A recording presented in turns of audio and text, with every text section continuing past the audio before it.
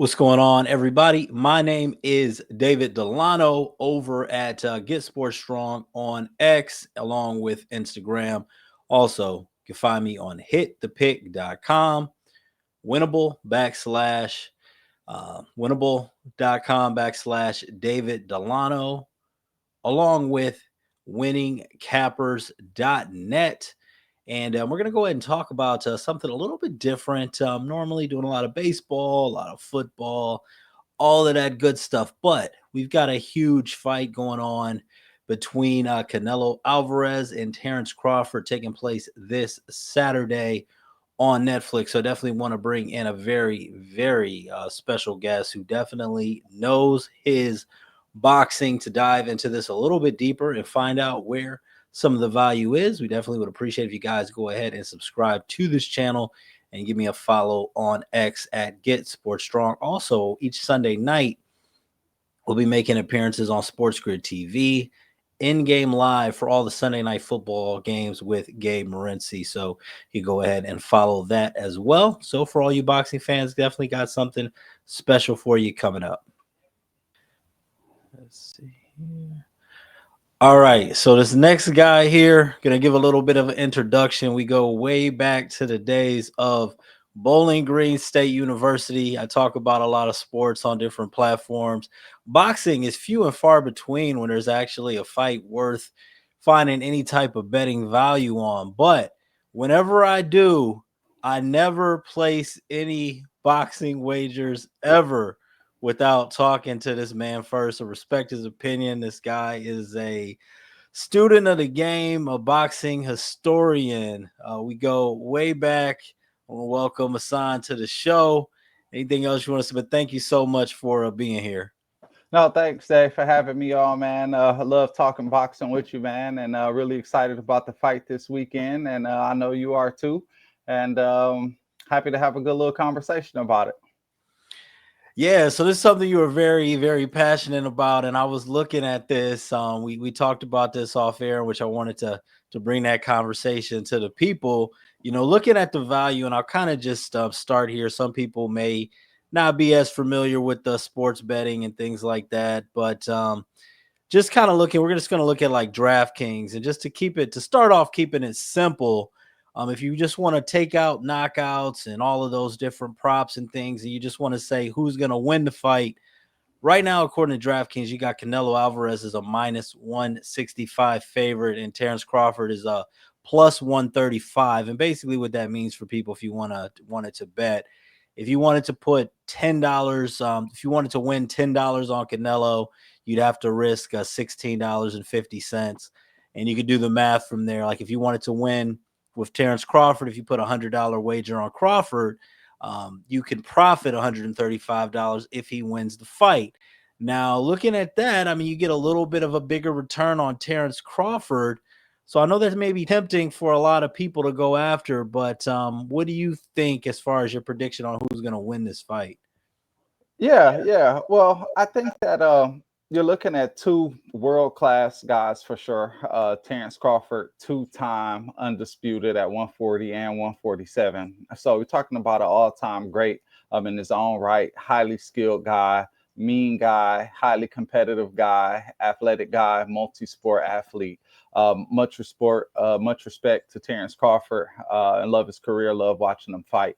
But he's fighting Canelo Alvarez, and he's jumping up 3 weight classes. And I think that when you look at the history of guys jumping up weight classes, actually, Terence Crawford isn't the first guy to jump up weight classes and want to fight Canelo. Amir Khan jumped up a couple of weight classes to fight Canelo. Amir Khan is a world-class fighter, a champion in his own right, and Canelo ended up knocking him out. We saw Kell Brook also fight Canelo. We saw Kell Brook show some hand speed early in the fight, actually fought Triple G. He showed some hand speed going up, but again, that size difference really just made a big difference. Looking at Mikey Garcia, when he fought Errol Spence, another guy who went up a couple of weight classes to fight somebody, and you really saw that it was just too much. So Canelo, all-time great, skillful guy. I think he's going to be in seek and destroy mode. I think he knows that he's the bigger guy. I think that he knows that it would be to Crawford's advantage to kind of get into a hand speed, foot speed kind of fight. So I look for Canelo to come out and be very, very aggressive. I look for him to come out and make a point and try to score a knockout. I love Terence, but this is a tall order, and I got Canelo. Okay, and that has surprised me a little bit until you had till the way that you broke it down, because I think that there's a lot of people out here, that are, do like Crawford in this one. Now, you mentioned you like Canelo to win. Now there's some different props and things like that. If people want to sweeten the pot a little bit, you could go with Canelo. If you go with a KO, TKO, or disqualification, plus 380. If you go with Canelo by decision or technical decision, it's plus 125. Do you think? I mean, you look at that plus 380 price. Where $100 wager could profit to 380. Do you think Canelo can get the knockout in this fight? I do. I do think that he can get the knockout for a few reasons. One, Terence can be hit. I've seen Terence get hit, and Terence likes to fight.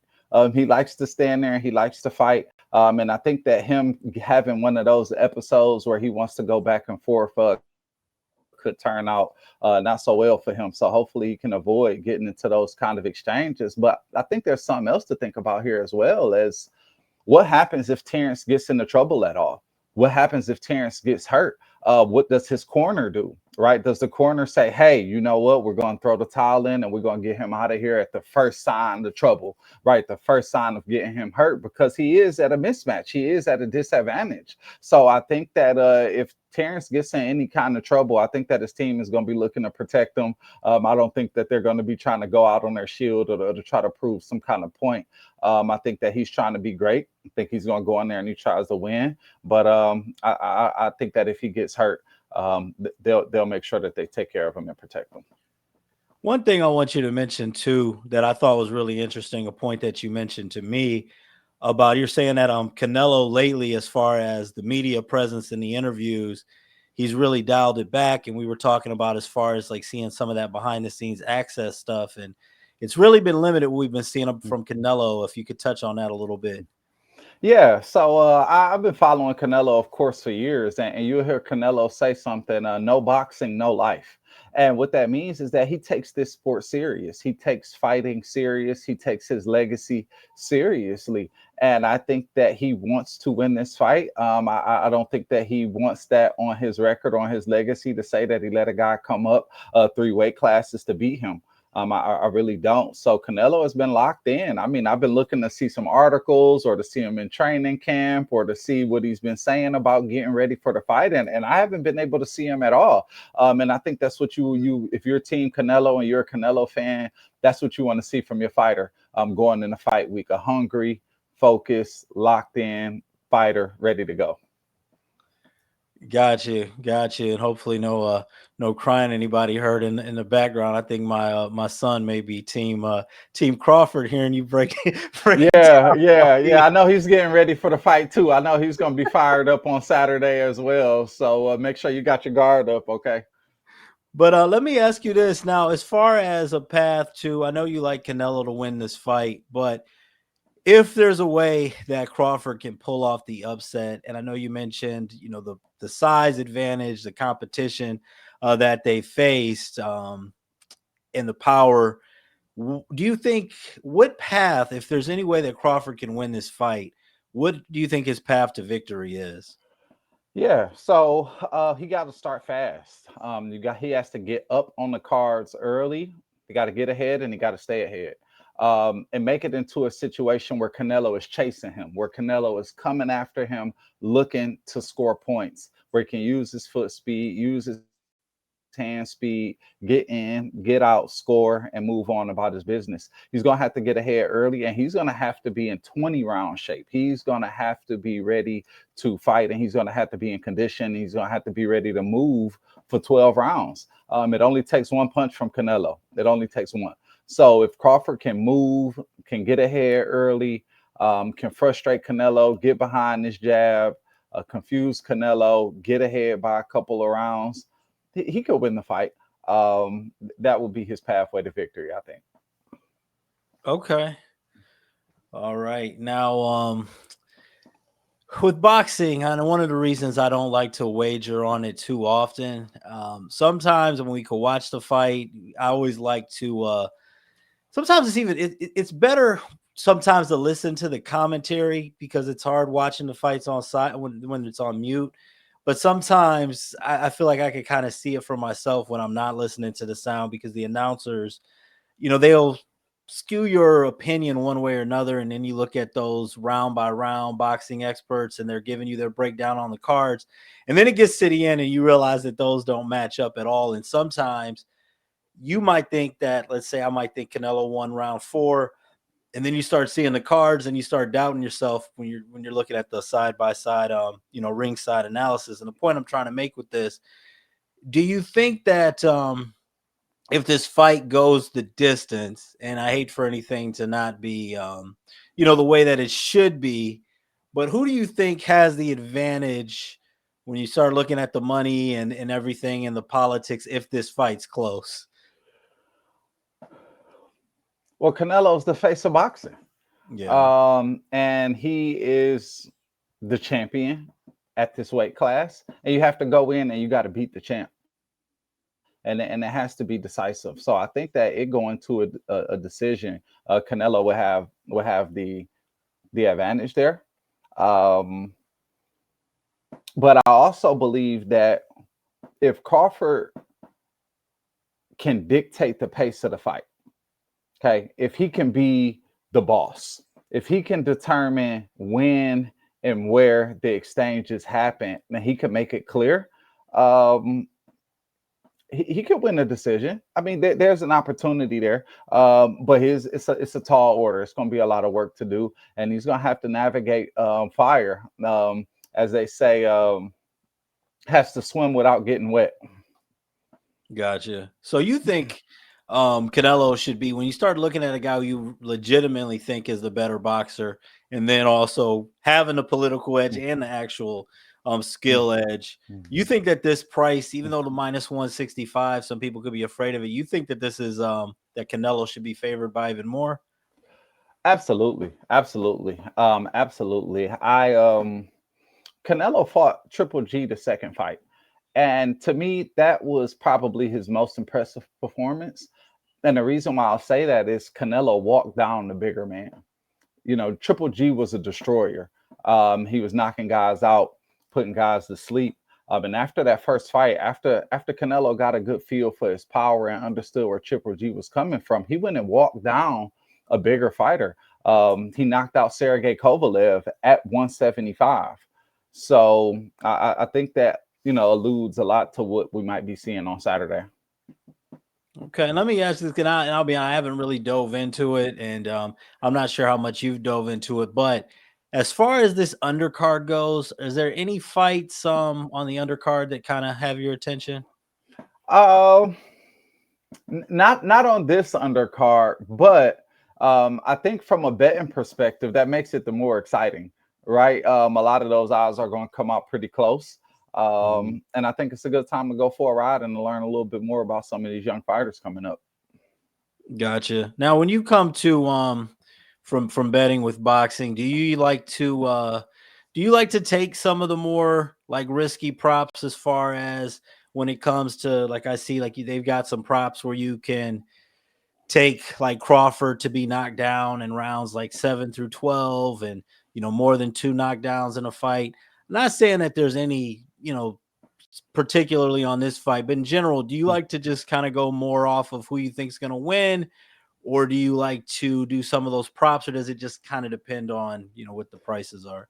Yeah, I think that props are okay for mismatches, right? If you have a mismatch and you kind of see a guy coming up for a tune-up or a guy coming back from a long layoff or something like that, you see up-and-coming fighters who are kind of building a resume. I think props are more for those kind of fights.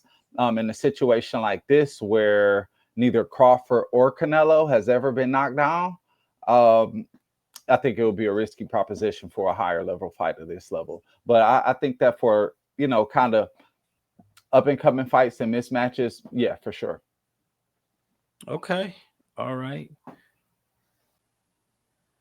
All right. So I definitely appreciate your insight with this fight. And it's good to actually have a legitimate, high profile world class matchup to talk about. But before you get out of here, there's a couple other fights that may make more money and get more attention to this. I mean, we're seeing rumors that Tank Davis, Jake Paul having a matchup going on, and even Mike Tyson, Floyd Mayweather Jr. I don't know if you got an opinion on either of those fights, or what do you, or even overall with the sport of boxing, something you're so passionate about. I guess a little bit of a two-part question.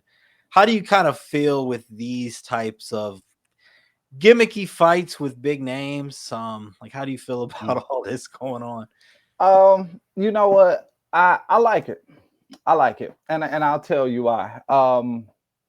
When I was growing up, I used to hear stories of, my uncles and my dad. They would talk about days where big fights would come on, you know, broadcast TV. You can just watch it at home on your local TV stations, because boxing was big in that kind of way at that time, in that era. It's not so big now, but I think that these kind of fights and these kind of attractions bring attention from the general public. That's good for the sport.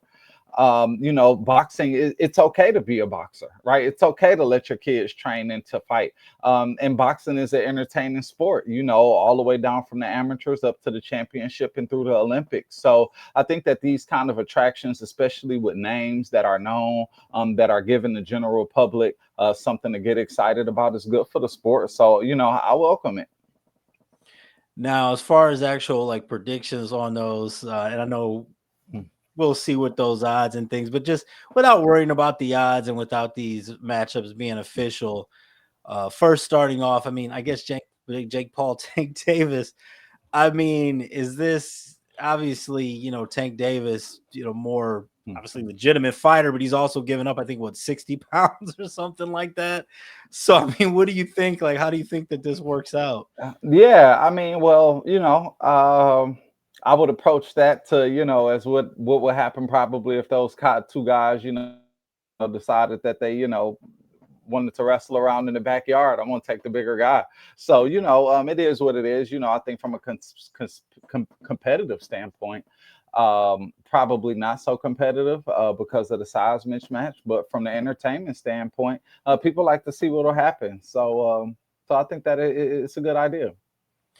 I mean, Jake Paul, one thing, whether you like him or not, I mean, the guy is a genius when it comes to marketing and finding ways to fight the biggest names possible in situations where he can win, fights that he can win that are also going to generate a whole lot of money.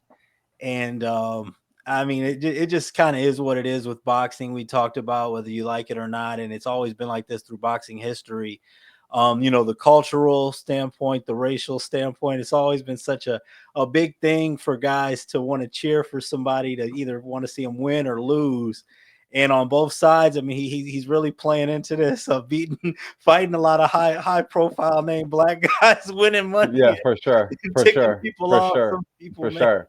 like Yeah. it. But one fight that you won't have that dynamic in, but I mean, the Floyd Mayweather Jr. and Mike Tyson fight, I think most people, just objectively in their heart, I think that Mike Tyson, just in my opinion, culturally in all cultures, is a little more of a loved figure than Floyd Mayweather. I think people like to see Floyd was one of those guys where people like to see him lose, where Mike Tyson is someone that people continue to root for. Big size advantage there, but I mean Mike Tyson now with over 60, and I mean it's still about 15, 20 years. Obviously Floyd's in better shape. I mean, just and I'm going to say this before you do. I know there's a size advantage, but I don't see how Mike Tyson hits Floyd. I just don't, and I don't see how he, conditioning wise, I don't see how he catches Floyd. I think Floyd could just wear him out and dance around the ring. I don't see how Mike Tyson. I know people could say he put his hands on him, but when you look at the smaller, quicker fighters that Floyd's used to fighting, I mean, I love Mike, but unless they're just kind of like in Rock, unless they've kind of got like both feet tied to each other or in a bucket or something like that, I don't see how Floyd hits Mike. What do you think? Well, I'm in 100% agreement with you on that. I think Floyd gets out of there without a scratch on him for sure. But I will say this, maybe something for us to talk about a little bit later on down the line is, there is a guy that's similar to Floyd's age that's still fighting, Manny Pacquiao. So I would prefer to see Floyd fight him at this age. I think that would be a little bit better. So we'll see what happens with that and see if we could drum up a conversation or some news around that. But I would prefer to see that for sure. I mean, we talked about Jake being a marketing genius. Floyd is definitely a marketing genius as well. And no knock on Floyd. I mean, undefeated, but I don't think that at this point, if there's any chance that he could lose, I don't think Floyd would take that fight. Not saying he couldn't beat Pacquiao, but I think Mike Tyson, probably the bigger name, bigger payday, and easier path. I don't think that the novice are probably think, oh, Mike Tyson. But like you just stated, if you really want to see something, Pacquiao would definitely be the more For sure. entertaining fight there. One thing before I let you get out of here, and I know you're not going to you're so humble, but you are a genius, man. And one thing I want to just say, if you don't mind me saying, I know that we got a lot of time. It's never too early. Think about Christmas. I know people got anniversaries and things going on, and I just want to show, man, this man's work, and I've seen hundreds, thousands of these, man.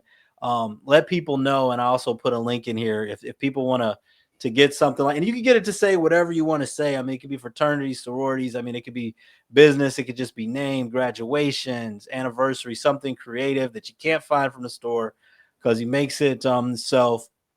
I done been to the warehouse, man. It's legit. Tell people where you can pick these up. Yeah, no, thanks, Dave, so much for that. Yes, you can check us out at customizednameplates.net.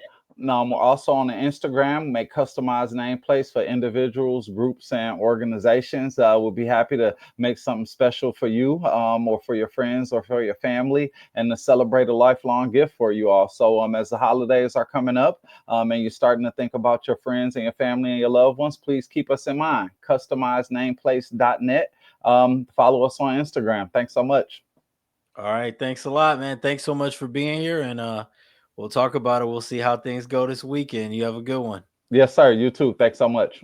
All right. Appreciate it.